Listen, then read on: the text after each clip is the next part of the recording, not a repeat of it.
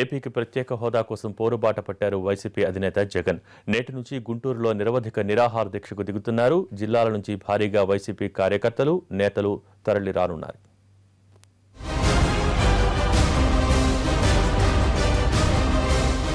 ఆంధ్రప్రదేశ్కు ప్రత్యేక హోదా కోరుతూ గుంటూరు నగరం నల్లపాడులోని ఓ ప్రైవేటు సంస్థ ఆవరణలో దీక్షకు దిగబోతున్నారు వైసీపీ అధినేత జగన్. నిరవధిక దీక్ష కావడంతో దానికి తగ్గట్టుగా పార్టీ నేతలు ఏర్పాట్లు చేస్తున్నారు. ఉదయం 9 గంటల ప్రాంతంలో జగన్ విజయవాడలోని ఇంద్రకీలాద్రిపై దుర్గమ్మను దర్శించుకుంటారు. ప్రత్యేక పూజలు నిర్వహిస్తారు.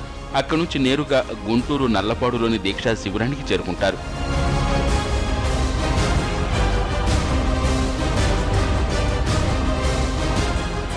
జగన్ నిరవధిక నిరాహార దీక్ష కోసం గుంటూరులో భారీ ఏర్పాట్లు చేసింది వైసీపీ. రకరకాల కారణాలతో ఇప్పటికే 2 సార్లు వాయిదా పడినందున ఈసారి ఎలాంటి ఇబ్బంది లేకుండా జాగ్రత్తలు తీసుకున్నారు నాయకులు. 60 అడుగుల వెడల్పుతో 200 మంది నేతలు కూర్చునేలా వేదికను సిద్ధం చేశారు.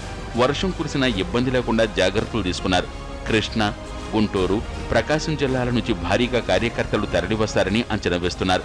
విజయసాయిరెడ్డి, బొత్స గుంటూరులోనే మకాం వేసి ఏర్పాట్లను పర్యవేక్షించారు. మేమైతే పూర్తి విశ్వాసంతో ఉన్నాం.